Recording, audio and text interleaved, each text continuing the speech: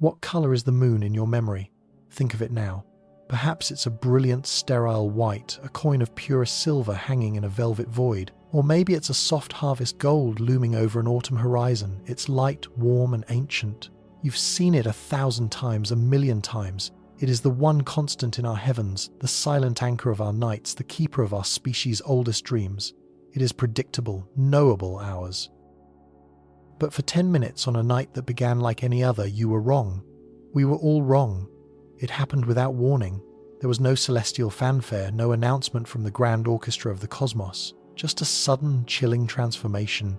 In the Atacama Desert of Chile, where the air is so thin and pure that the Milky Way appears as a shimmering river of solid light, astronomers were performing their nightly rituals. Gazing through the polished lenses of the world's most powerful telescopes, they were charting the faint, ghostly wisp of a visitor from the outer dark Comet 3I Atlas. It was a routine observation, a small, icy wanderer on its long, lonely pilgrimage around the sun, one of countless such objects that drift through the solar system's vast emptiness. It was a footnote in the astronomical logs, a ghost in the machine. But then their instruments calibrated to measure the subtle spectral fingerprints of distant galaxies began to scream. Not with data, but with nonsense. The light flooding their sensors was impossible, a saturated, overwhelming spike in a wavelength that had no right to be there. Confused, an astronomer at the Paranal Observatory stepped away from his console and walked out onto the gantry, pulling his collar tight against the cold. He looked up, expecting to see the familiar, comforting face of the moon. What he saw instead made the breath catch in his throat. The moon was bleeding. Across the planet, the same silent wave of disbelief was breaking on the shores of human consciousness. In the neon-drenched canyons of Tokyo's Shibuya district, 1,000,000 conversations, 1,000,000 hurried footsteps faltered into an eerie hush.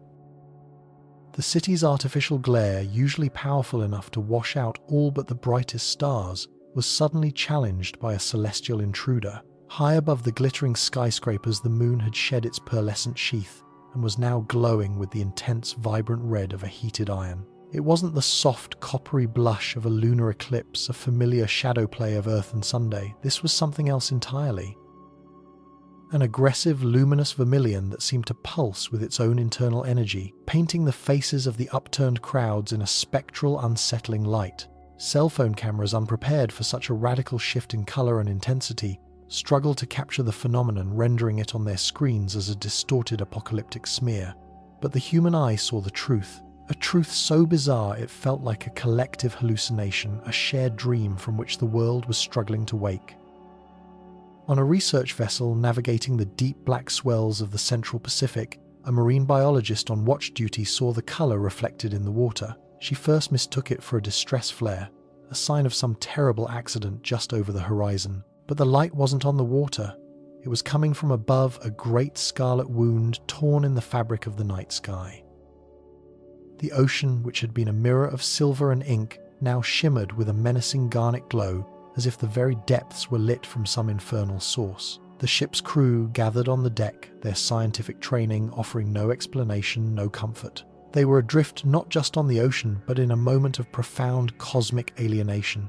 Our constant companion, the metronome of our tides and our myths, had become a terrifying stranger. And then, as precisely as it had begun, it was over. 10 minutes, 600 seconds, from the moment the first hint of crimson touched the lunar limb to the instant the last trace of scarlet receded, the event adhered to a timetable of baffling rigidity. In a remote Sami village in northern Norway, huddled against the encroaching Arctic twilight, a child who had pointed a trembling finger at the fire moon saw it blink back to its familiar, reassuring white. In the heart of Africa, over the vast plains of the Serengeti, nocturnal predators, momentarily frozen by the unnatural illumination, resumed their ancient hunt under a suddenly normal sky. The fever had broken, the celestial hemorrhage had ceased. The moon, our moon, was back hanging in the sky as if nothing had happened, its face a mask of cold, cratered indifference. But something had happened. The world was changed. In the immediate aftermath, chaos bloomed in the void left by understanding. Emergency phone lines were overwhelmed with frantic calls from people reporting a fire in the sky, an omen, an invasion. The websites of NASA, ESA, and every major space observatory on the planet crashed under a tsunami of traffic, a desperate global search for answers. Initial theories thrown out by pundits and panicked officials were embarrassingly inadequate. A unique confluence of high-altitude volcanic dust from a recent eruption. Impossible. Dust would have reddened the moon gradually as it rose, and the effect would have been global, not tied to the moon itself. A massive, previously undetected solar flare, bathing the lunar surface in high-energy protons. The solar observation satellites showed nothing. The sun was quiet, and such an event would not produce that specific uniform color. An instrumental error, a glitch in the world's cameras and telescopes and eyeballs. The sheer scale of the event, witnessed by billions from the naked eye to the most sophisticated sensors, made that suggestion ludicrous. Science, for a terrifying moment, was silent. The known laws of physics, the trusted models of atmospheric optics and celestial mechanics, offered no port in this storm of impossibility. The event was a ghost in the data, a perfect 10-minute anomaly that defied every conventional explanation. It left behind no residue, no lingering radiation, no evidence it had ever occurred save for the terabytes of inexplicable data and the indelible memory burned into the global psyche. And then, sifting through the digital wreckage, a few quiet voices began to point to the coincidence. The one that was too perfect to be a coincidence. Comet 3I, Atlas. At the exact moment the moon began to turn red, the Earth in its orbit was passing through the orbital plane of that unassuming visitor. From our perspective, the comet itself was millions of kilometers away, a faint smudge of light in a different part of the sky. It was nowhere near the moon. It was not physically interacting with our world in any way. The two events, the lunar transformation and the comet's transit, seemed connected only by the abstract geometry of the solar system, by a shared moment in time. To suggest a link was to border on superstition, to evoke a kind of cosmic astrology that had no place in modern science. Comets are dirty snowballs. They shed gas and dust, creating a gossamer tail that is stretched by the solar wind. They cannot reach out across vast tracts of empty space to paint another world with alien light. It was a preposterous idea, a violation of everything we thought we knew about cause and effect, and yet the timing was too perfect, the 10-minute duration too precise. As mainstream science struggled, a handful of researchers, the intellectual mavericks and the obsessively curious, began to entertain the impossible. They looked again at the spectral data from those first frantic moments in Chile. They saw not just red, but a specific, bizarre shade of red, a spectral signature rich in compounds that were known to exist in the atmospheres of gas giants, but which had never been seen in such concentrations anywhere near our world. They saw the chemical fingerprint of a comet's coma, the cloud of gas and dust that surrounds its nucleus. But this fingerprint wasn't on the comet. It was somehow impossibly being detected in the faint reflected light from the moon. The data was suggesting that for 10 minutes, the moon was not reflecting sunlight through Earth's atmosphere, but was instead reflecting sunlight that had first passed through a medium that shouldn't have been there. An invisible, ethereal extension of the comet, a tendril of its essence stretched across millions of kilometers of vacuum, had momentarily enveloped our planet's line of sight to the moon. How could a comet's tail, a structure so tenuous it is less dense than the best vacuum we can create in a laboratory, have an effect so profound and so visually dramatic? What invisible mechanism, what previously unknown form of cosmic interaction could bridge that impossible distance? The quest for an answer had begun. A journey that would take us from the frozen primordial depths of the outer solar system to the strange quantum behavior of microscopic dust. We would be forced to re-examine the very nature of empty space, to question the boundaries of a celestial body's influence, and to confront the humbling reality that the universe is connected in ways we have only just begun to imagine. The 10-minute reddening of the moon was not an omen or a warning. It was a message. A puzzle box delivered to our doorstep, challenging us to look deeper, to think bolder, and to understand that even our closest, most familiar neighbor can still hold the most profound mysteries. The story of what happened that night is not just about a comet and the moon. It is about us and our struggle to comprehend our place in a cosmos that is infinitely more strange, more interconnected, and more magnificent than we have ever dared to believe. We must now follow the clues, starting with the messenger itself. We must journey back to the birth of this enigmatic visitor, this cosmic ghost named 3I Atlas, to understand the unique properties it carried on its long journey toward the Sunday. For locked within its icy heart is the first key to unraveling why, for 10 minutes, our moon burned with an impossible fire. For as long as we have been human, have we ever truly been alone? Not in the cosmic sense of distant alien life, but in a more intimate nightly vigil. For our entire existence, from the first moment, a thinking mind looked up from the fire we have shared our world with a silent, steadfast companion, a cosmic anchor in the celestial ocean, the moon. It has been our clock, our calendar, our muse, and our god.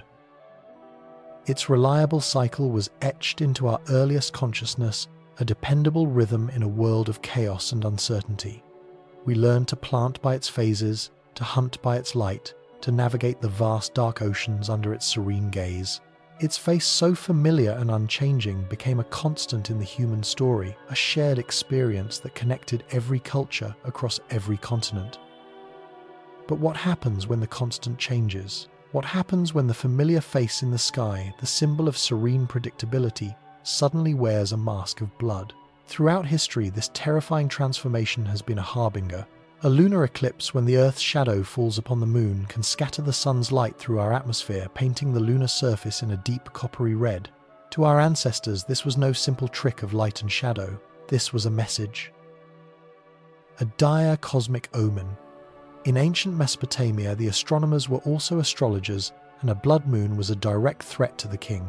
They would install a substitute monarch for the eclipse's duration, a tragic figurehead hoping the angry gods would take the decoy and spare the true ruler. The Incas believed a great jaguar was attacking the moon, attempting to devour it, and they would shake their spears and shout at the sky to frighten the beast away. They feared that if the jaguar succeeded, it would fall to earth to devour them next.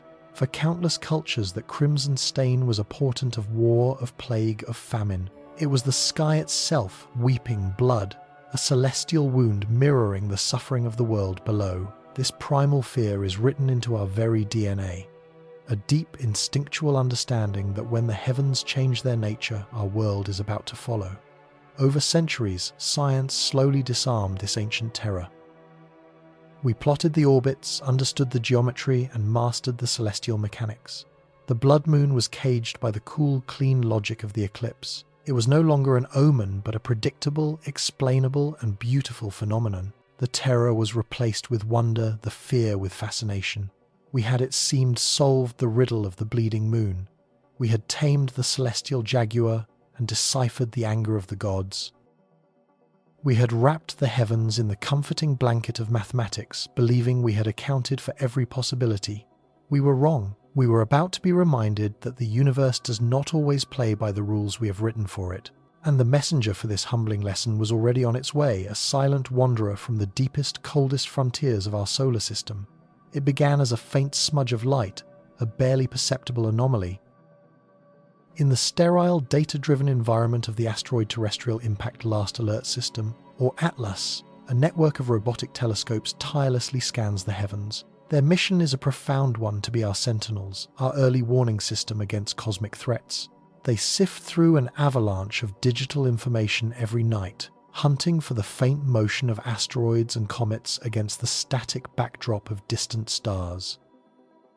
On a routine night, the automated systems flagged a new object. It was designated 3I, Atlas. The I for Interstellar was a placeholder, a tantalizing possibility that was later disproven. The 3 marked it as the third such discovery of its kind, and Atlas was the signature of its discoverers. To the astronomers who first analysed its trajectory, it was an interesting but not extraordinary find.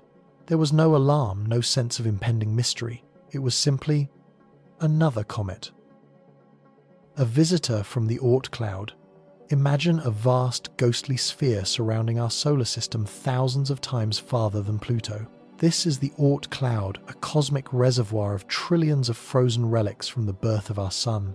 It is a place of absolute cold and profound darkness, where icy bodies drift in a slow, silent ballet for billions of years. They are time capsules, pristine fossils containing the original chemical ingredients of our solar system. Occasionally, a subtle gravitational nudge from a passing star, a cosmic whisper, can dislodge one of these frozen ghosts from its ancient slumber. It begins a journey of millions of years falling inwards towards the distant warmth of our sun. This was the story of 3I, Atlas. It was a primordial messenger carrying secrets from the dawn of time in its frozen heart. Its composition was predictable, a familiar recipe for comets. A core of water ice, frozen carbon dioxide, methane and ammonia, all mixed with dark carbonaceous dust and rock. A dirty snowball flung from the edge of the solar system. As it drew closer to the sun, the warmth began to sublimate its ices, turning them directly into gas. This process created a glowing atmosphere around the nucleus. A coma and pressure from sunlight and solar wind sculpted that gas and dust into a magnificent tail. Scientists around the world trained their instruments on it, eager for the data. What could this ancient remnant tell us about our own origins? What secrets were locked away in its icy chemistry? The questions were purely academic, the interest purely scientific. Its path was calculated with astonishing precision. We knew its velocity, its angle of approach, its orbital period stretching into millennia. We could chart its journey past the orbits of the outer planets, a graceful arc that would bring it through the inner solar system. And on its chart there was one notable yet seemingly insignificant intersection, a point in space and time where, from the perspective of Earth, the comet would appear to pass directly in front of the full moon, a transit. Astronomers noted it as a minor curiosity, a unique photo opportunity for astrophotographers. A chance to capture a primordial visitor silhouetted against our familiar celestial neighbour. No model, no simulation, no theory predicted anything more. 3I, Atlas, was considered utterly benign. It was too small, too distant, too ethereal to have any physical effect on the moon or the Earth. Its gossamer tail of gas and dust, while millions of kilometers long, was a near-perfect vacuum, thinner than any artificial vacuum we can create in a lab. The idea that it could influence a celestial body as massive as the moon was absurd. It would be like a single feather attempting to alter the course of a cannonball. The laws of physics were clear. Nothing was supposed to happen. The universe, however, had other plans. The night of the transit arrived. Across the globe, telescopes large and small turned towards the moon. In the Atacama Desert in Chile, the giant eyes of professional observatories calibrated their instruments. In a suburban backyard in Japan, an amateur astronomer aligned his camera, hoping for that once-in-a-lifetime shot. On a cruise ship in the Pacific, passengers gathered on the deck listening to an onboard expert describe the comet's gentle passage. For the first few hours, everything was exactly as predicted. The moon shone with its familiar pearlescent glow, a cool and reassuring light. Through powerful lenses, the comet was visible as a faint, fuzzy patch of light crawling slowly towards the lunar disk. The world watched, expecting a quiet, graceful spectacle. Then it began. It did not start like an eclipse with a dark sliver slowly encroaching on the light. It was a transformation from within. A blush of pink at the moon's edge, so subtle at first that many observers thought it was an optical illusion, a trick of their instruments or their tired eyes. But it wasn't an illusion. The blush deepened, spreading inwards like a drop of ink on wet paper. Pink turned to salmon, salmon to a disturbing rusty orange, and then with shocking speed to a deep and terrifying crimson. A shade of red that no lunar eclipse had ever produced. It was not the soft, coppery glow of light filtered through Earth's atmosphere. This was a stark, vibrant, and profoundly unnatural colour, a smear of rust on polished silver. For 10 minutes, the moon, our constant serene companion, hung in the sky like a severed artery. It looked wounded. The immediate reaction was not scientific analysis, but a wave of pure, unadulterated shock. A collective global gasp. Electronic messages began to fly across continents. Are you seeing this? From observatories, from universities, from amateur astronomy forums. The reports were identical. From the northern hemisphere to the southern, from east to west, everyone with a clear view of the sky was witnessing the same impossible event. It was not a local phenomenon. If a massive volcanic eruption in one part of the world had filled the stratosphere with ash, it would have reddened the moon for viewers in that region. But this was everywhere. Simultaneously, the astronomer in Chile saw the same blood-red moon at the same instant as the family in New Zealand. This fact alone shattered our understanding of atmospheric effects. For the entire planet to witness such a change, our whole atmosphere would have had to become a uniform red filter instantaneously. An event of that scale is not just improbable, it is physically impossible. It would be a global cataclysm, and we would have known. But the air was clear, the stars still twinkled. Only the moon was changed. Then there was the duration, 10 minutes. Not the slow, hours-long progression of an eclipse. It was a brief, precise window of time.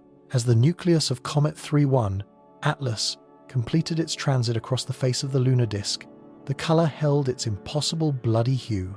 And then, just as suddenly as it had begun, it ended. The deep crimson receded, shrinking back from the edges. The rusty orange returned, then the salmon, then the faint blush. And then it was over. The moon was itself again hanging in the sky with its familiar silver-white light, as if nothing had ever happened. The only evidence was in the millions of photographs, the frantic scientific readings, and the shared indelible memory of a world that had just watched its anchor come untethered. In the aftermath, a stunned silence gave way to frantic activity. Scientists scrambled, rechecking the orbital mechanics. Was there a mistake? Could it have been a lunar eclipse after all? A bizarre one that no one had predicted? The answer came back within minutes. An unequivocal no. The geometric alignment was completely wrong. The Earth, Moon, and Sun were not in a line. Our planet's shadow was cast far out into space, nowhere near the Moon. The most common, most logical explanation was the first to be discarded, and its dismissal opened a terrifying void of understanding. With eclipses and atmospheric phenomena ruled out, we were left with nothing. Only two objects were present on the celestial stage, the Moon and the Comet. A massive rocky world and a tiny fragile snowball of ice and dust. Somehow, against all known laws of physics, the feather had not just diverted the cannonball it had reached across 250,000 miles of empty space and painted it a colour it had no right to be. The mystery of the 10-minute blood moon was born. And the prime suspect was a visitor we had believed to be completely harmless. We had to re-evaluate everything we thought we knew about Comet 3I, Atlas. We had to look closer, not at its path, but at its very soul to find the secret it was carrying on its long journey from the dark. What was this comet really made of? And what did it unleash upon our moon? And so in the silent aftermath of those 10 impossible minutes, the world did not rest.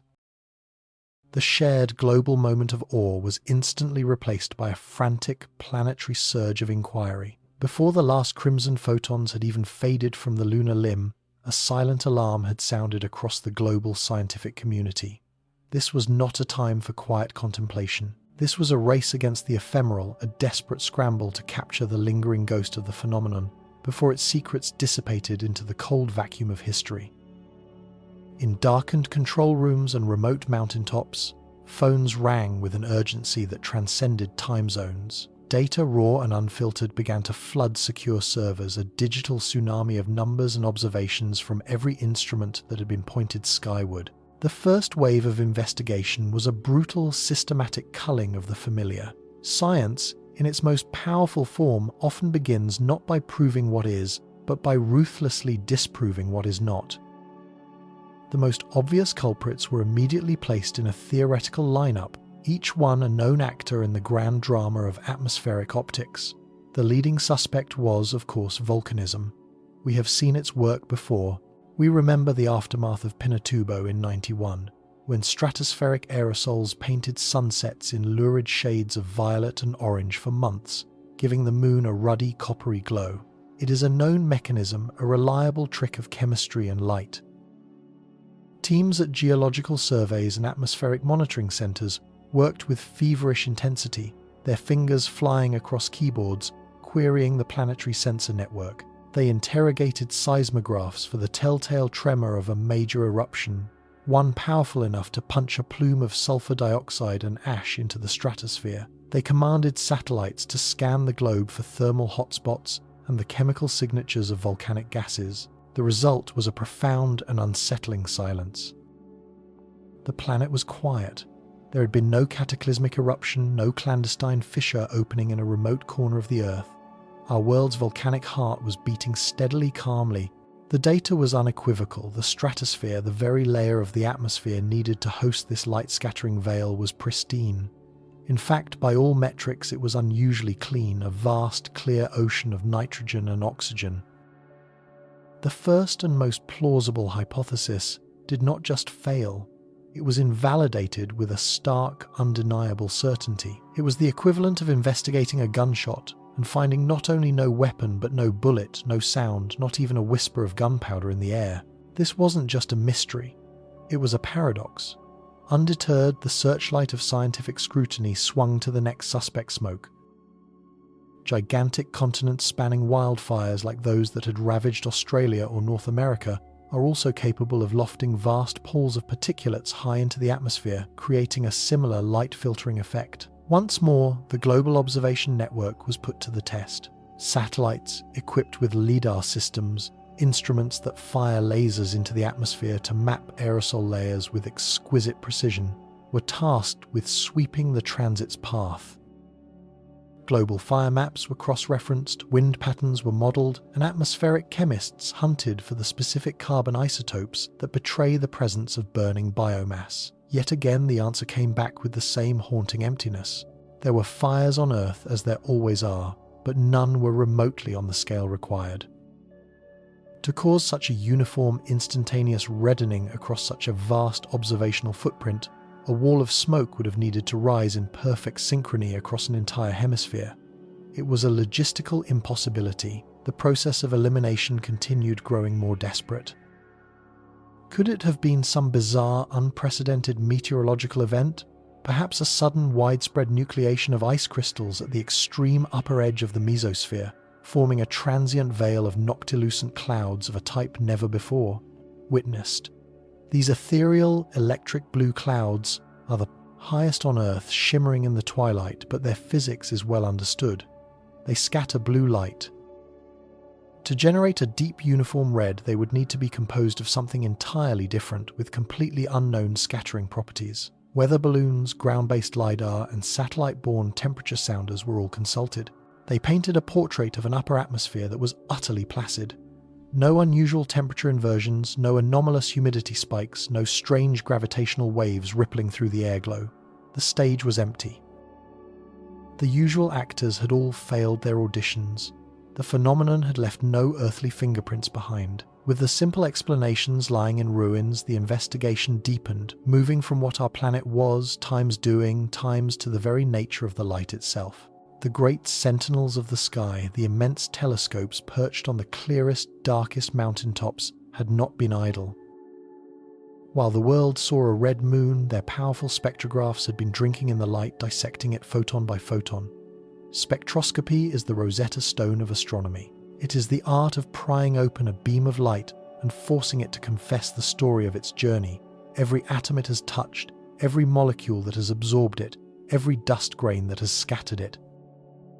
Each element, each compound, leaves a unique and indelible signature in the spectrum, a series of dark absorption lines or bright emission lines as distinctive as a fingerprint. Scientists expected to find a classic, if extreme, example of atmospheric reddening. They were looking for the broad absorption features of ozone, the telltale bands of water vapor, and the characteristic sloping curve that indicated preferential scattering of blue light by fine particles. The very principle that makes our sky blue and our sunsets red. This is Rayleigh scattering a foundational law of optics as reliable as gravity. What they found would trigger a cascade of disbelief through the astronomical community.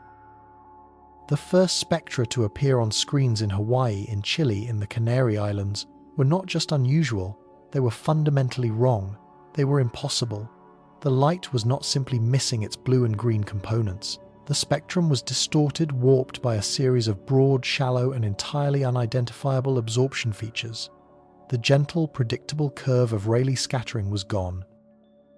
In its place was a jagged alien topography, a profile that defied any known physical process in our atmosphere. It was as if the light had passed through a filter made of some unknown material, a substance with optical properties that had never been theorized, let alone observed. The initial reaction was uniform instrument error. It had to be. Frantic calibrations were run. Diagnostics were checked. and rechecked. Astronomers in one observatory called colleagues a continent away, their voices tight with a mixture of excitement and dread, only to hear the same story. Are you seeing this? On the sodium lines. And what, in God's name, is that feature near the 600 nanometer mark? The data was cross-confirmed by a dozen independent observatories using different equipment. The conclusion was inescapable. The instruments were sound. The data was real. The light itself was the source of the impossibility. Our atmosphere for 10 minutes had behaved as if its fundamental physical laws had been temporarily rewritten. It had absorbed and scattered sunlight in a way that our models, our chemistry, our entire understanding of optics said it could not. The light's confession was not a story we could comprehend. It was a babble in an extraterrestrial tongue. While ground-based observatories wrestled with this spectral paradox, another part of the scientific machine was sifting through a different kind of data, looking for a different kind of clue. A vast fleet of satellites orbits our planet in a complex silent dance, their sensors tuned to the invisible forces that shape our world. They are our sentinels in the void, constantly monitoring the ebb and flow of the magnetosphere, the ionosphere, and the delicate thermal balance of the upper atmosphere. This is the domain of space weather, a realm of charged particles and magnetic fields far removed from the clouds and winds we experience below. Researchers specializing in this esoteric field began a meticulous search looking for any perturbation, any ripple that coincided with the transit of 3I, Atlas, and the reddening of the moon. They were not looking for a veil of dust, but for a fluctuation in energy. A solar flare, for instance, could bombard the atmosphere with high-energy particles, causing it to glow, but that would produce a distinct aurora, and the sun had been quiet. A geomagnetic storm could inject energy into the magnetosphere, but the planet's magnetic field was stable. They were hunting for something far more subtle, a ghost in the machine, and after days of painstaking data filtering, they found it. It was a whisper-thin anomaly, a barely-there signal that would have been dismissed as noise on any other day. A constellation of GPS satellites whose signals are used to map electron density in the upper atmosphere had registered a faint but coherent signature. For the exact 10 minutes of the lunar event, a tenuous pancake-shaped layer of ionized plasma had formed at an altitude of nearly 400 kilometers, an altitude usually considered the domain of the International Space Station, not atmospheric phenomena. This discovery was a tantalizing, maddening clue. It was a perfect temporal match, a correlation too precise to be a coincidence. But it explained nothing. It only deepened the enigma. This ephemeral plasma layer, this atmospheric ghost, was far too high and far too thin to physically block or scatter light in a way that would redden the moon. It was like finding a single warm feather at the scene of an explosion, unquestionably related, yet utterly insufficient as a cause. What force could instantaneously create, and then just as instantaneously dissipate, such a perfect high-altitude layer of charged particles without any other significant energy input? It defied the known physics of the ionosphere. It was an effect without a plausible cause, a shadow without an object to cast it.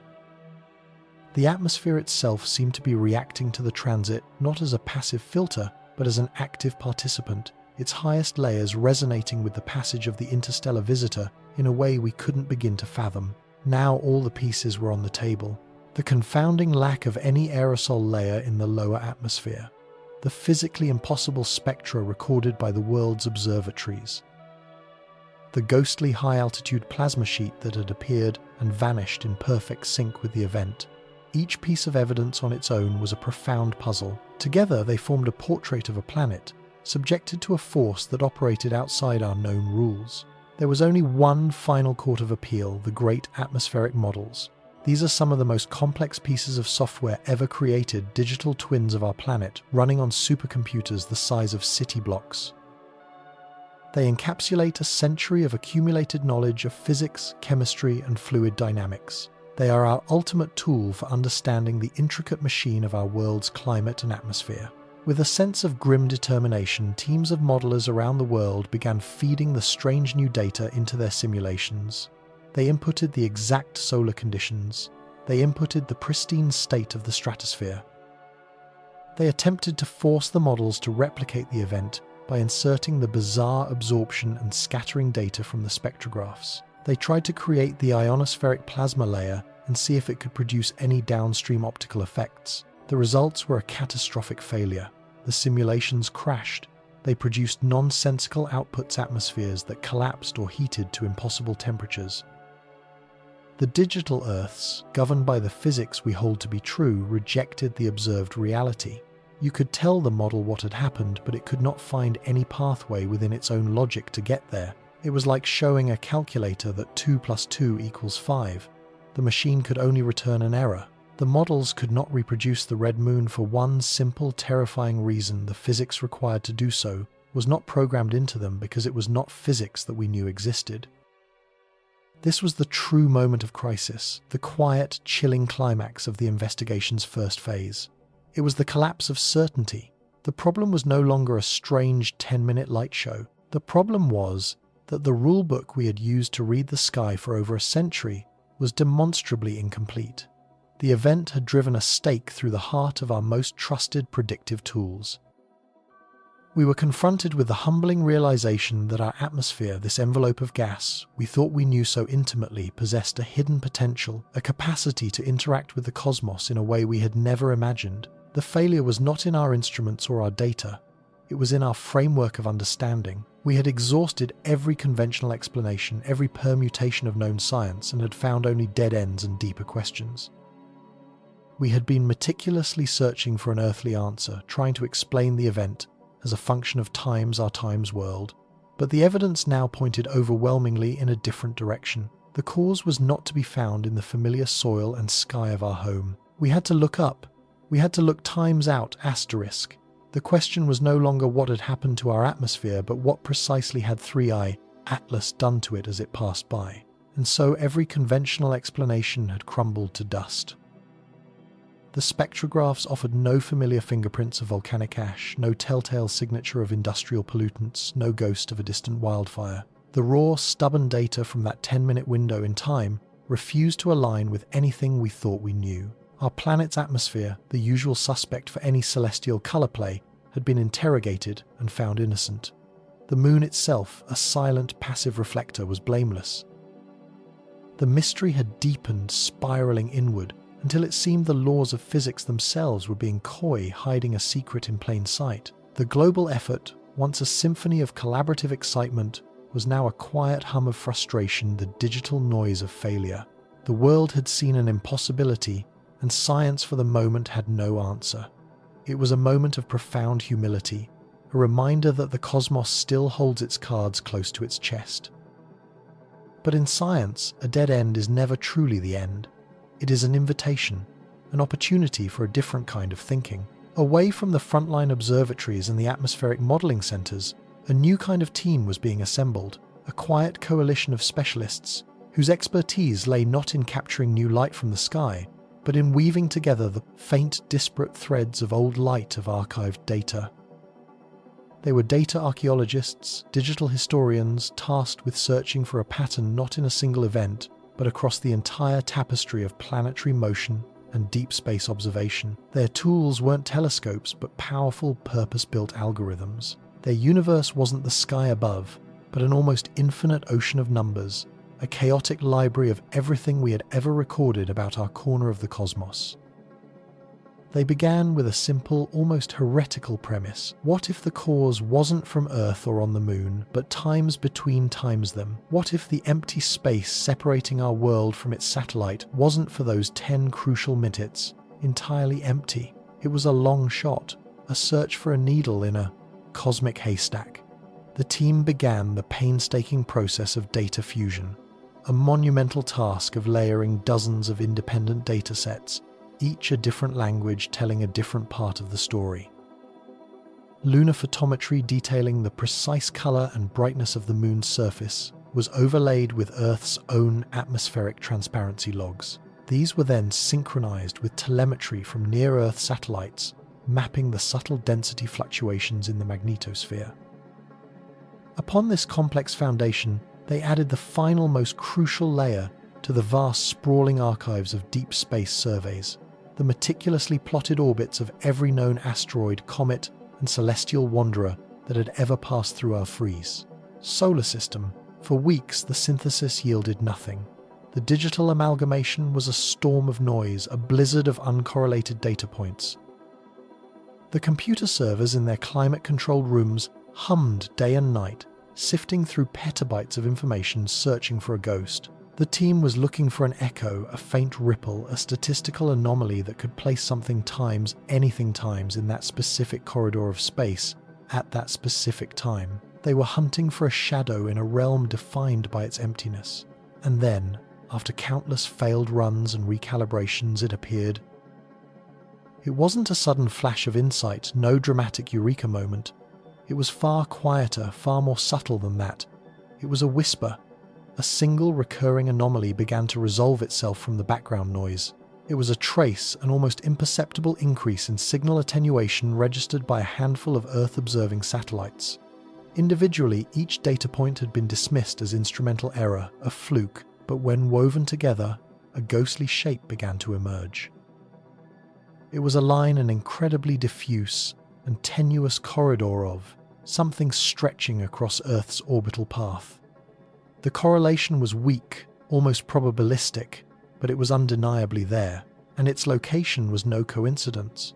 The team raced to cross-reference the coordinates of this phantom structure with the orbital logs of known celestial objects. The database churned, comparing the newfound line in space with the historical paths of thousands of comets and asteroids. A match. A single definitive match. The line in space, this ethereal wisp of matter our planet had unknowingly sailed through, belonged to Comet 3I, Atlas. Suddenly, the pieces began to click into place, forming a picture more elegant and astonishing than anyone had dared to imagine. 3I. Atlas itself was long gone, a faint traveller now heading back towards the icy darkness of the outer solar system. It had made its closest approach to the sun years ago, a brief, fiery pilgrimage that had left it fundamentally changed. Like all comets, it was a messy visitor, a celestial construction site shedding dust and gas as the sun's heat vaporized its ancient ice. It had left behind a legacy, a trail of cosmic breadcrumbs marking its journey through the planetary neighborhood. This was not a dense, dramatic meteor stream like the Perseids or Leonids, the kind that gives us brilliant shooting stars. This was something else entirely, older, finer, more diffuse. The trail they had found was ancient, the remnant of a passage hundreds, perhaps even thousands of years ago. Over millennia, this trail of microscopic dust, grains each smaller than a grain of sand, had been stretched and thinned by the sun's gravitational tides, and the solar wind dispersed into a phantom river flowing through the solar system. It was a structure so incredibly sparse, so close to a perfect vacuum, that it had remained completely invisible to all our instruments. It was, for all intents and purposes, a ghost. A single cubic kilometre of this stream might contain only a few dozen microscopic particles. To any conventional sensor, it was indistinguishable from empty space. And yet the data was irrefutable. For a period of just a few hours on that fateful day, Earth's orbit had carried it directly through this invisible filament of cometary debris. This was the transit. The term usually reserved for a planet crossing the face of its star was now being repurposed for something far more profound. It wasn't just a satellite or a probe passing through a cloud. It was our entire world, our atmosphere, our magnetosphere, our civilization, all of us unknowingly sailing through the extended ephemeral body of a long-departed comet. For that brief window, Earth and the ghost of 3I, Atlas, were one. This was the first concrete link, the vital piece of connective tissue between the baffling red moon and a tangible physical cause. The timing was perfect. The geometry was perfect. The 10-minute period of the reddening corresponded exactly to the moment the moon, as seen from Earth, was aligned perfectly through the densest part of this invisible dust stream. We hadn't been looking at the moon through our atmosphere alone. We had been looking at it through a cosmic lens, a filter made of dust forged in the primordial dawn of the solar system. But a correlation, no matter how perfect, is not proof. The hypothesis was beautiful, but it was just a story. Could such an astonishingly sparse collection of particles, a veritable mist of nothingness, truly have such a spectacular effect?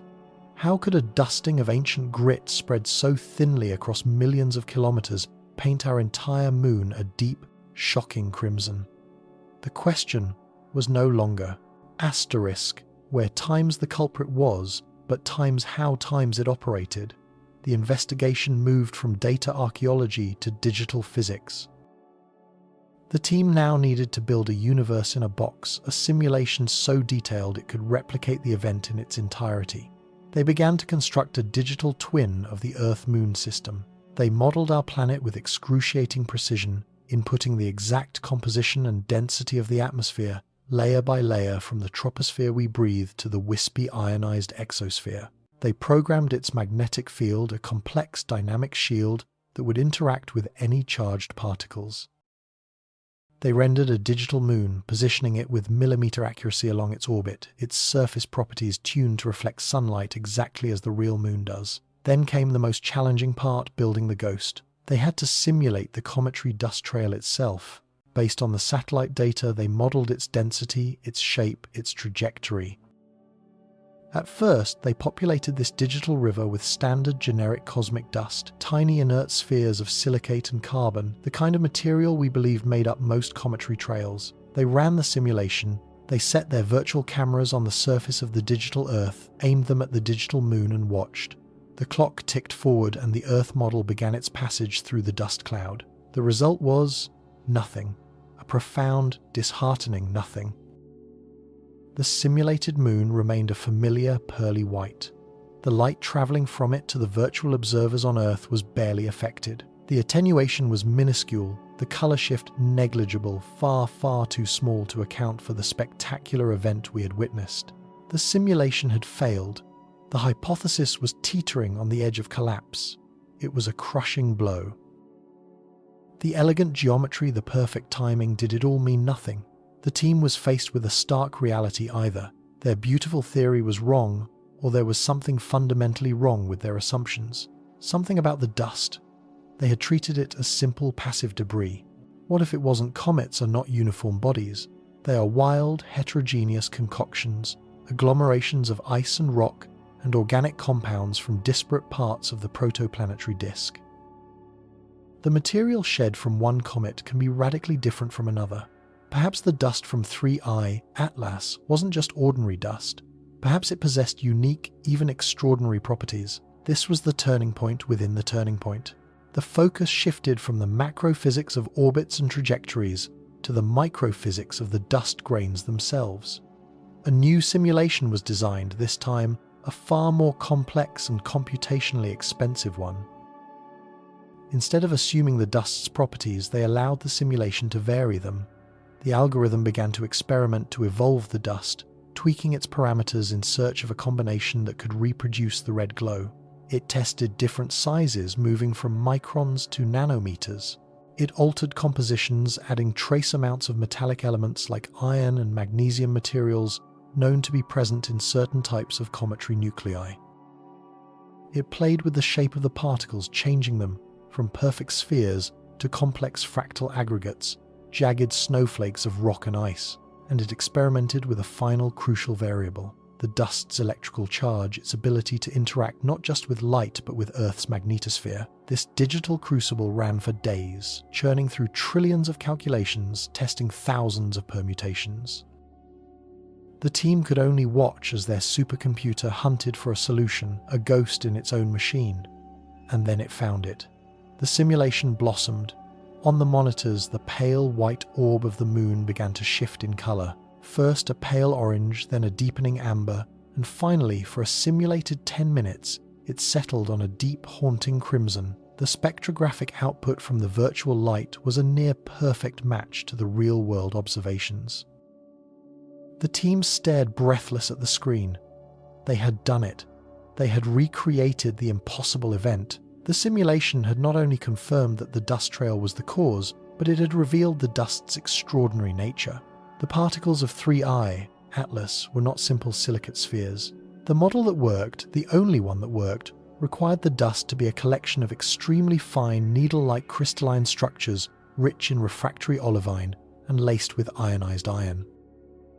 This was the breakthrough. This specific composition and morphology meant the dust behaved in a way no one had ever anticipated. These were not passive blockers of light. They were active, microscopic actors on a cosmic stage.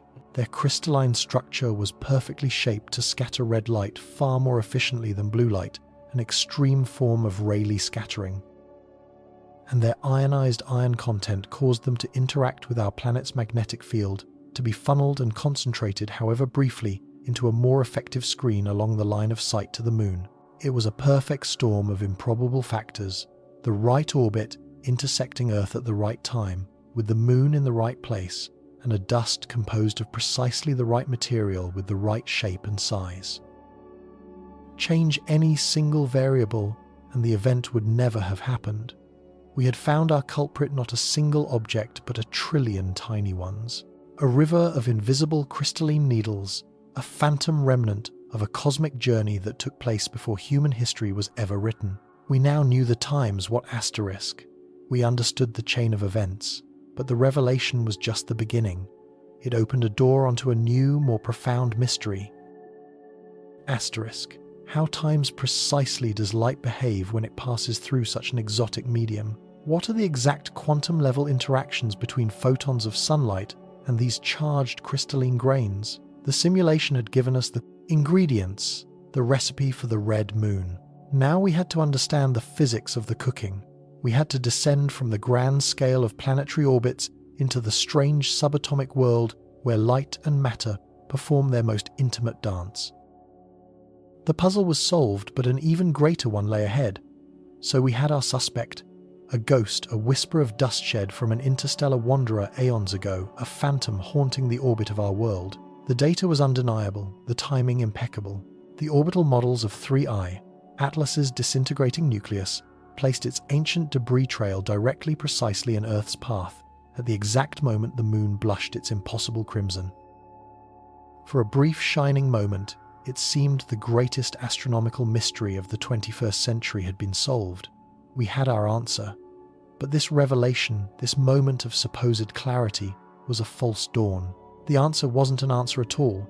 It was the beginning of a far deeper and more bewildering question, because accepting that this cometary dust was the cause forced us to confront a terrifying new paradox, a problem of such epic scale that it threatened to unravel the entire theory. How could something so utterly insignificant, so profoundly empty, create an effect so spectacular? You have to understand what we are truly talking about when we say a cloud of cometary dust.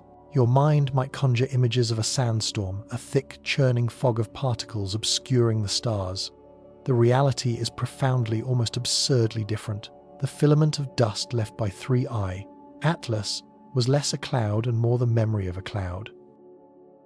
Scientists who modelled its density came back with numbers that felt like typos figures that bordered on the non-existent. At its densest point, the stream of particles was estimated to contain perhaps one single grain of dust smaller than a particle of smoke in a volume the size of a cathedral. Imagine a vast empty concert hall, utterly dark.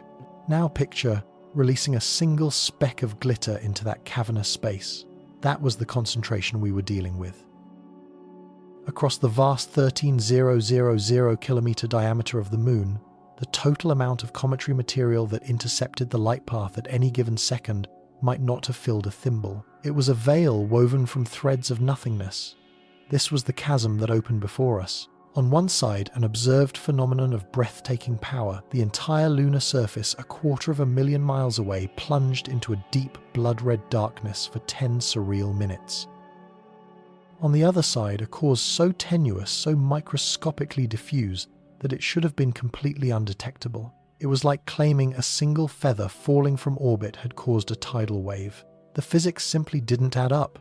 Mainstream atmospheric science, the bedrock of our understanding of light and air, screamed that this was impossible. A standard dust interaction, even from a dense volcanic eruption here on Earth, struggles to produce such a uniform and deeply saturated color.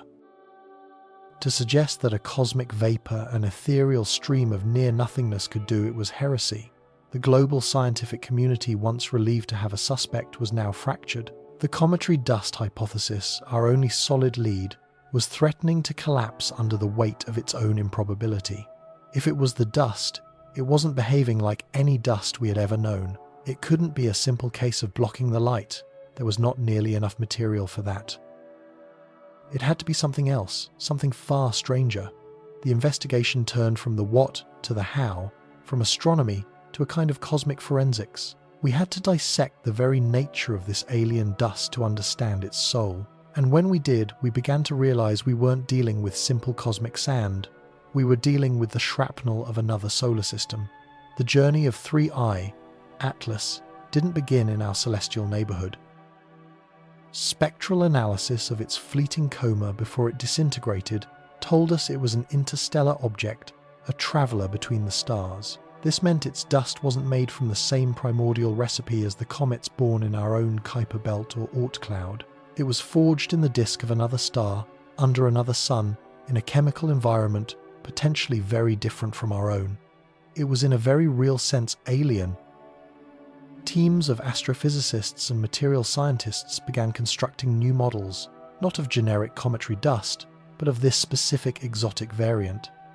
They theorized it would be rich in compounds that are rare in our own system. Instead of common silicates, perhaps it contained unique crystalline structures forged at temperatures and pressures our system's formation never experienced. They predicted the presence of complex organic molecules, not just simple carbon chains, but Tholins, sticky reddish-brown hydrocarbon tars, formed by ultraviolet radiation acting on simpler compounds. We see these substances on Pluto and the moons of Saturn, but the Tholins from an alien star could be fundamentally different with unique light-absorbing properties. Think of it as the difference between a handful of sterile beach sand and a scoop of rich organic soil. Both are granular, but their chemical and physical behaviors are worlds apart. This alien dust wasn't just inert rock. It was a complex cocktail of exotic minerals, interstellar organics, and frozen gases, each particle a tiny, self-contained chemical laboratory. And this unique composition was the first clue that we were witnessing a process far more complex than simple scattering. The dust wasn't just a passive screen, it was an active agent, a catalyst. But even its unique chemical makeup wasn't enough. A strange recipe alone couldn't explain the sheer scale of the lunar reddening. There had to be another factor at play, another force multiplier that could amplify the effect of these few scattered particles into a planet-scale spectacle. The answer, scientists began to suspect, lay not in the dust itself, but in how it had been transformed by its long journey through the savage environment of interplanetary space. For millions of years, this stream of dust had been subjected to the relentless, unfiltered fury of our Sunday. It was a process of cosmic sandblasting on a microscopic scale. The first component of this assault is the solar wind, a ceaseless hurricane of charged particles, protons and electrons boiling off the sun's surface and racing outwards at 1,000,000 miles per hour. As these particles slammed into the tiny grains of cometary dust, they did more than just push them, they physically altered them. This constant bombardment could knock atoms askew in their crystalline lattices, creating imperfections. More importantly, it could strip away electrons, leaving the dust grains with a net positive electrical charge. Simultaneously, the dust was bathed in the sun's fierce ultraviolet radiation. This high-energy light carries enough punch to kick electrons right off the surface of the dust grains, through a process called the photoelectric effect. It's the same principle that powers a solar panel, but instead of creating a useful current, it was transforming the entire dust stream. Each microscopic speck of alien material was being electrified, turned into a tiny, charged island in the vacuum of space. The dust cloud was no longer a simple neutral stream of debris.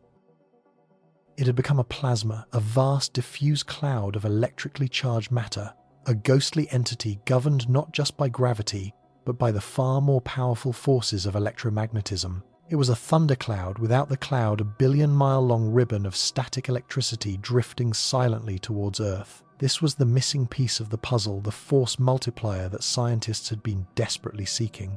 We were not dealing with a passive veil of dust. We were about to witness the collision of our planet with an electrified ghost. This realization pivoted the entire investigation once more.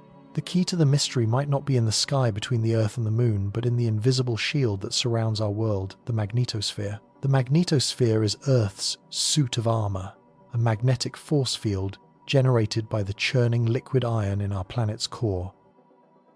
It extends for tens of thousands of miles into space, deflecting the lethal solar wind, protecting our atmosphere, and shielding all life on the surface from harmful radiation. It is our planetary guardian, a silent, invisible bubble of force. We are so accustomed to its protection that we forget it. Is there an active and violent frontier where the domain of Earth meets the domain of the Sunday? Auroras, the northern and southern lights, are the only visible signs of this constant battle, beautiful traces of solar particles being captured and funneled by our magnetic field lines into the upper atmosphere. But what would happen if something else, something new, were to strike this shield? What would happen if a vast, tenuous but electrically charged cloud of alien dust ploughed directly into it? The models became breathtakingly complex. This was no longer a simple atmospheric optics problem. It was now a problem of magnetohydrodynamics, the exotic physics of how magnetic fields and charged fluids interact. As the leading edge of the 3I, Atlas, dust stream, now a charged plasma, made contact with the outer boundary of our magnetosphere, the magnetopause, it would not simply pass through. It would be a collision as real as two physical objects striking one another. The positively charged dust grains would be grabbed, deflected, and channeled by the magnetic field lines. Instead of continuing in a straight line, they would begin to spiral to flow along these invisible magnetic contours. The models showed something extraordinary. The vast, diffuse cloud was being focused. Earth's magnetic field, the very shield designed to protect us, was acting like a giant magnetic lens. It was gathering these scattered, electrified particles from a huge region of space and funneling them, concentrating them into a much smaller area. Specifically, the models predicted that a significant portion of the dust would be swept around the planet and channeled into the magnetotail, the long, trailing part of our magnetic field that stretches out away from the Sunday. And that is precisely where the moon was on that fateful night. Our planet's magnetic field, in a terrible twist of cosmic irony, was actively gathering the alien dust and delivering it directly into the path of the moonlight. But it was doing more than just concentrating the material. The interaction was violent. The collision of the charged dust with the magnetosphere's boundary could have triggered a cascade of events. It might have caused magnetic reconnection, a process where magnetic field lines snap and reconfigure, releasing enormous bursts of energy, the same process that drives solar flares. This energy, dumped into the upper reaches of our atmosphere, in the precise region above the night side of Earth, could have super-energized the thin gases there. We were now looking at a two-stage mechanism. First, the alien composition of the dust provided particles with unique light-absorbing properties.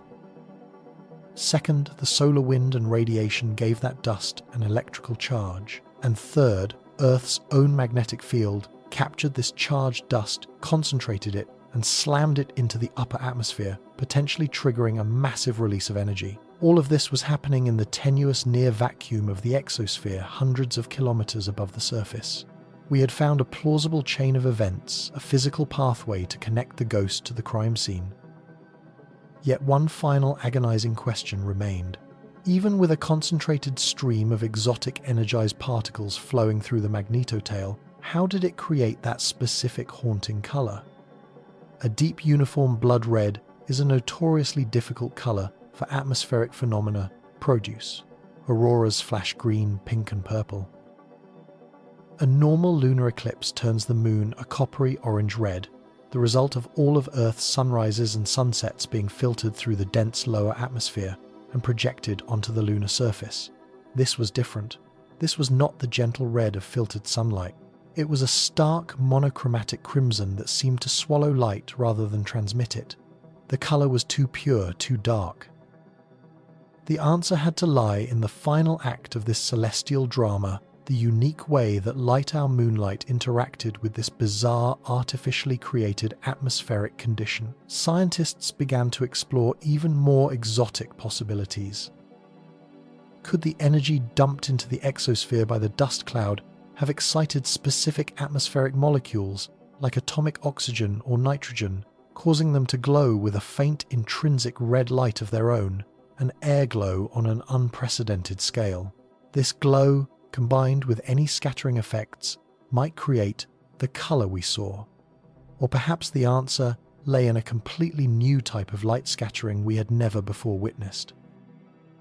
Rayleigh scattering, which makes our sky blue, works on particles much smaller than the wavelength of light. Scattering from larger particles like water droplets in clouds is less color dependent. But what kind of scattering occurs when you pass light through a magnetically aligned plasma of charged alien dust grains composed of exotic tholins and silicates? No textbook had the answer. It was entirely new territory. We had followed the breadcrumbs from a strange lunar event to an interstellar comet, from a simple dust cloud to a complex plasma, from the vacuum of space to the heart of our planet's magnetic shield. We had built a chain of causation, each link more extraordinary than the last. We had the weapon alien dust. We had the delivery system, a complex interaction with our own magnetosphere. Now we had to understand the impact. We had to explain the final impossible piece of evidence, the color itself. How could this intricate, high-energy dance of plasma and magnetism paint the face of the moon in a shroud of deep uniform and terrifying crimson? To find that answer, we would have to look at the very soul of light itself. The impasse felt absolute, a wall of cold, hard data built from our own failed assumptions. Every avenue we had explored, from terrestrial volcanism to known atmospheric phenomena, had led to a dead end. The 10-minute crimson moon remained an orphan of explanation, a breathtaking impossibility that mocked our understanding of the world. Our most sophisticated models, the pride of atmospheric science, were silent. They could replicate a hurricane, predict the path of a plume of smoke across a continent, but they could not conjure a ghost of red light for 10 minutes and then make it vanish without a trace. The silence from the global scientific community was deafening, a shared admission of bewilderment. We had the what, the when, and the where, but the why, the fundamental mechanism, was a phantom that danced just beyond our grasp, leaving us with a frustrating and profound sense of ignorance. It felt as though we were trying to read a single sublime sentence written in a language the universe had not yet taught us. The pieces were all on the table, yet they refused to fit. The breakthrough, when it came, wasn't a thunderous eureka moment in a pristine laboratory. It was quieter, a fragile bridge built not of steel and concrete, but of shared desperation and coffee-stained napkins. It began in the margins at an astrophysics conference in Kyoto, where two worlds usually content in their own orbits collided. Dr. Aris Thorne, an atmospheric modeler from the Max Planck Institute, was presenting yet another null result, a talk steeped in the elegant mathematics of failure. His models, powerful enough to simulate the climate of a planet for 1,000 years, could not account for the transient filter that had blushed the moon red. In the audience, almost by chance, sat Dr. Lena Petrova, a particle physicist from the Fermi National Accelerator Laboratory.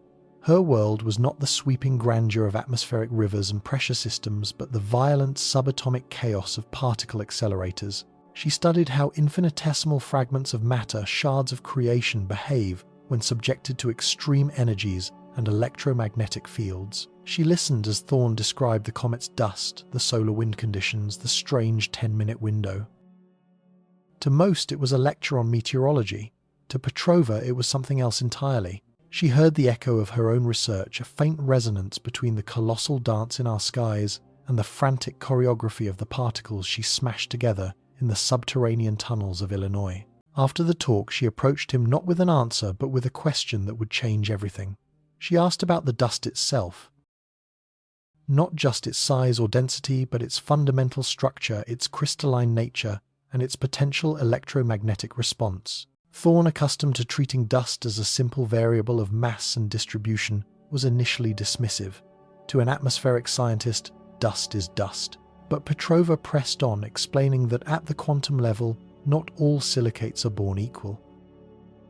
A fragment from an asteroid battered by eons of radiation behaves differently than a pristine, flash-frozen crystal born in the primordial cold of the Oort cloud, which is what Comet 3I Atlas was made of.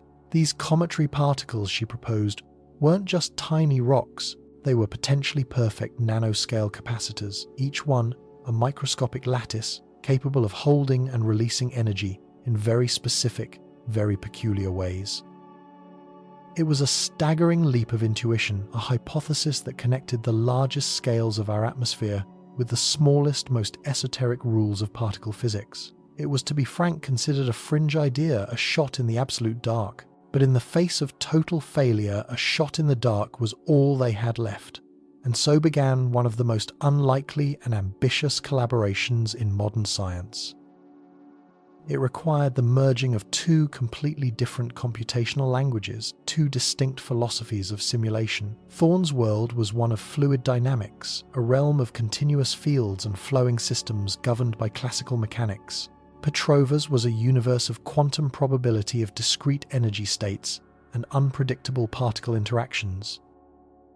They had to build a new kind of model, a chimera of code that could simultaneously simulate the grand sweeping winds of the stratosphere and the quantum behavior of a single microscopic silicate crystal caught within it. It was a Herculean task. They were asking a computer to render a ghost to create a digital crucible where they could pour the Earth's entire upper atmosphere, bombard it with a virtual solar wind, and then dust it with 1 trillion simulated cometary particles, each one programmed to obey the bizarre laws of quantum electrodynamics. The initial attempts were catastrophic. The simulations crashed, overwhelmed by the sheer complexity. The scales were just too different.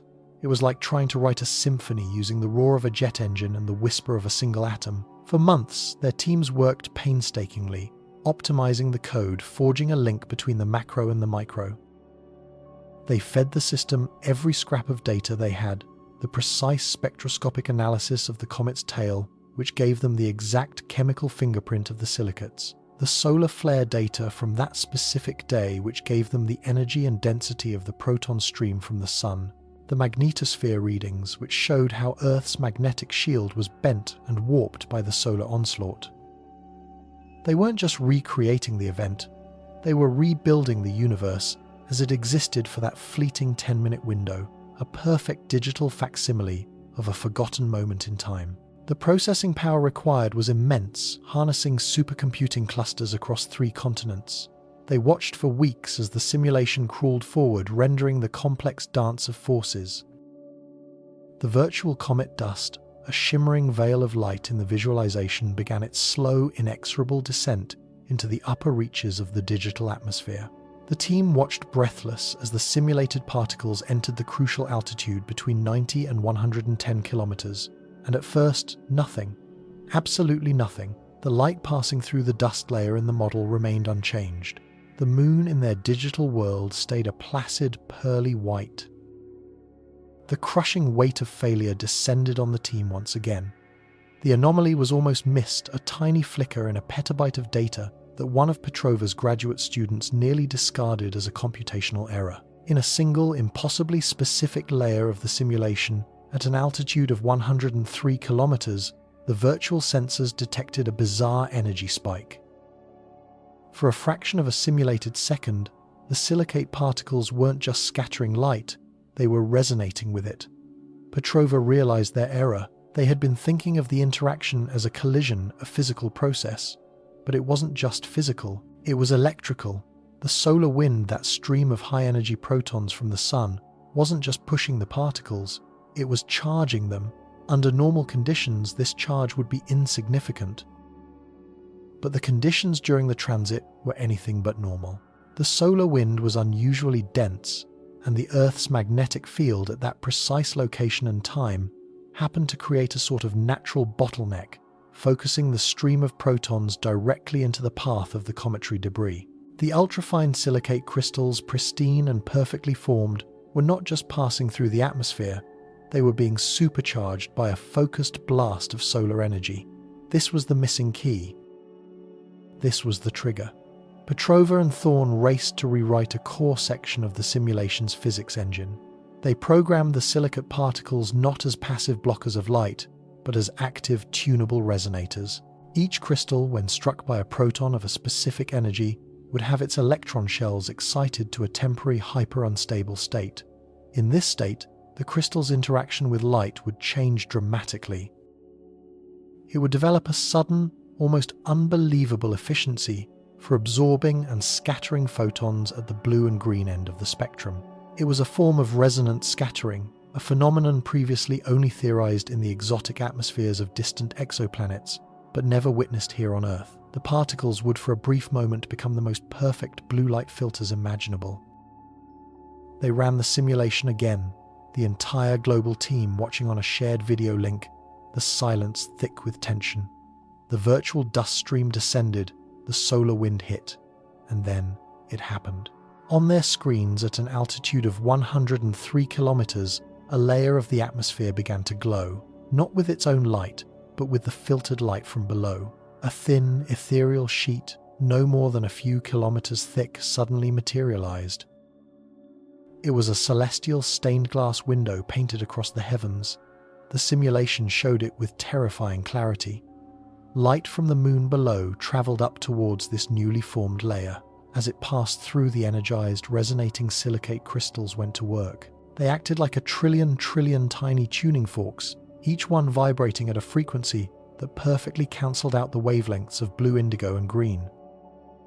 The light that emerged on the other side, the light that would continue its journey down to the waiting telescopes and eyes of observers on Earth, was stripped of nearly its entire blue spectrum. All that was left was the red, the deep, haunting, impossible crimson that had captivated and mystified the entire planet. The simulation held the effect steady. The layer persisted as long as the comet's dust stream maintained a critical density and the solar wind held its intensity. And then, as the densest part of the comet's tail passed by, the particle density in the upper atmosphere dropped below the threshold. The resonance effect collapsed. The silicate crystals, their temporary charge dissipated, returned to being simple, inert dust. The filter vanished, and the timer on the simulation clock read 10 minutes and 17 seconds. A collective gasp, then an eruption of cheers and tears echoed through laboratories around the world. They had done it. They had captured the ghost. It was a discovery of breathtaking elegance and profound implication. The red moon wasn't caused by a single event, but by a celestial conspiracy, a perfect alignment of half a dozen independent, improbable factors. You needed a comet, but not just any comet. You needed 3I Atlas, a long-period comet carrying pristine primordial silicate dust of a specific crystalline structure. You needed its trajectory to intersect Earth's orbit perfectly. You needed that transit to coincide with a solar wind of a particular velocity and proton density. You needed Earth's magnetic field to be angled in just the right way to focus that wind. You needed the dust to enter the atmosphere at a precise altitude and achieve a critical but transient density. If any one of those variables had been slightly different, if the comet had been dustier, if the sun had been quieter, if the transit had occurred an hour earlier or later, nothing would have happened. The moon would have remained white. The event would have been lost to history, an unobserved, unremarkable passage of cosmic debris. We had witnessed a fleeting masterpiece of celestial physics, a transient atmospheric condition so rare it may not have happened for 1,000,000 years and might not happen again for another 1,000,000. We had finally found our answer, a solution born from the marriage of the infinitely large and the infinitesimally small. Yet in solving one mystery, we had stumbled upon another far more profound. We had just proven that the space around our planet, the seemingly empty void above our heads, holds the potential for phenomena more complex and beautiful than we had ever dared to imagine. It forced us to wonder what other secrets, what other fleeting, silent miracles are unfolding up there right now, just beyond the limits of our perception. And so the ghost is given a name. The solution, once it crystallizes, seems almost impossibly elegant, a testament to the fundamental laws that govern everything from the smallest grain of dust to the grandest celestial sphere. That fleeting 10-minute blush upon the moon's cheek was not a signal from another intelligence, nor was it a tear in the fabric of physics as we know it. It was a whisper from the past carried across hundreds of millions of kilometers on a stream of forgotten ice and rock made visible by the delicate interplay between sunlight and the tenuous upper edge of our own world. The journey we have taken together from that first moment of shared global bewilderment has been a remarkable one. We stood on the precipice of the unknown, staring at a vision that defied easy explanation, a fleeting masterpiece painted on a familiar canvas.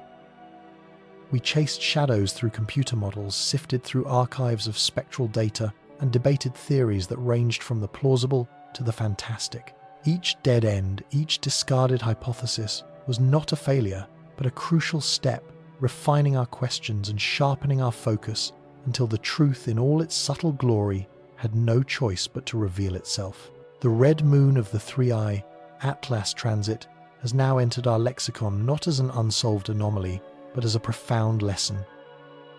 It stands as a powerful, luminous demonstration of a truth we have long understood intellectually, but have rarely witnessed so directly that we are not isolated on this planet. We are not passengers in a sterile, empty void.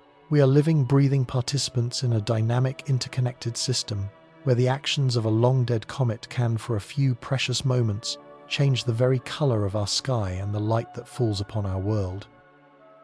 The event served as a cosmic stress test, a benign but illuminating experiment conducted on a planetary scale. It revealed the stunning sensitivity of our atmospheric boundary, that invisible shield that separates us from the vacuum of space.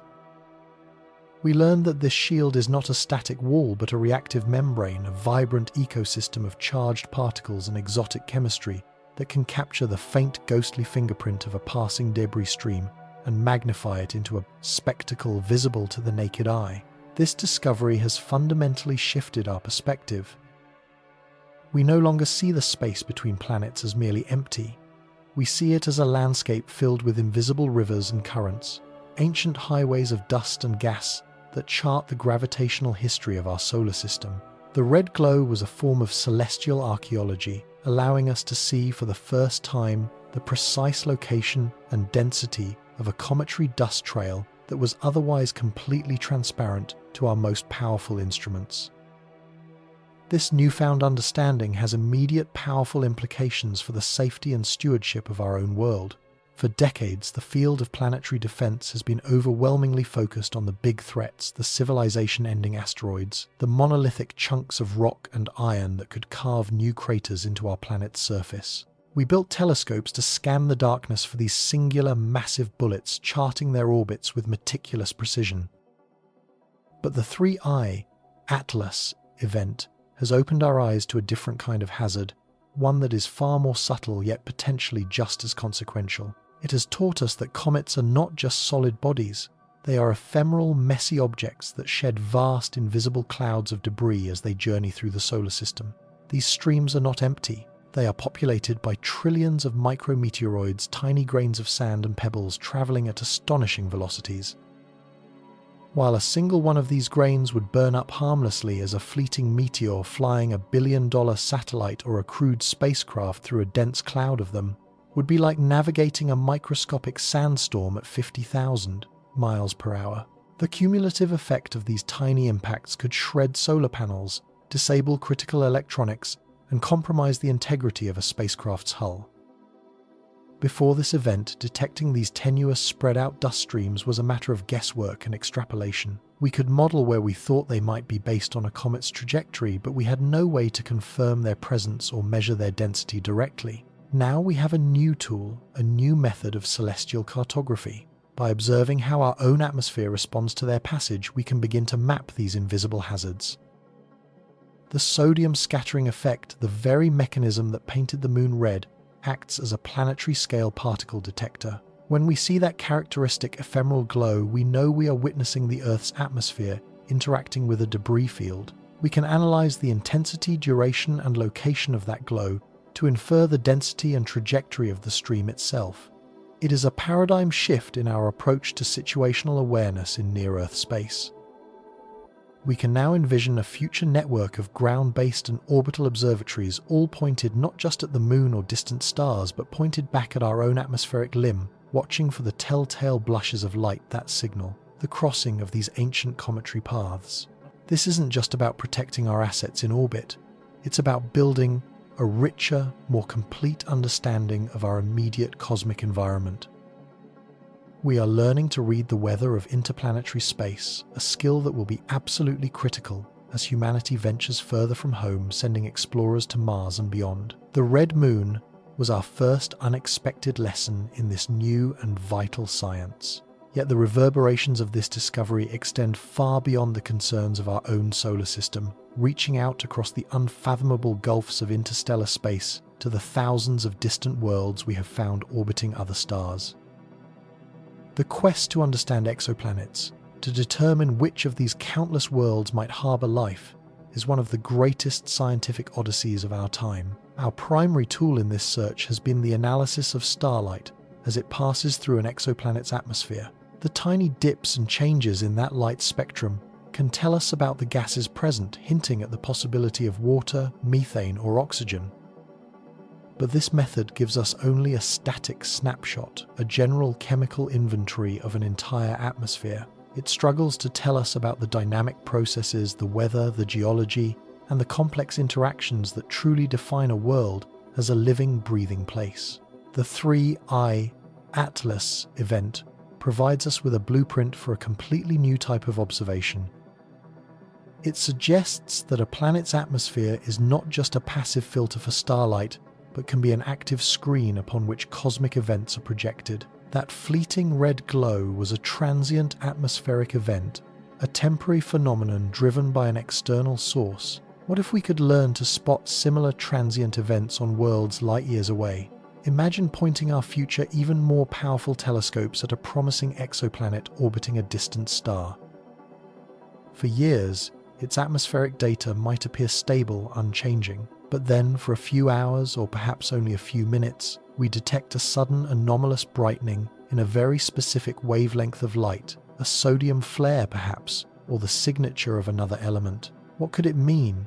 Armed with our newfound understanding, we could interpret such a flicker, not as instrument error but as evidence.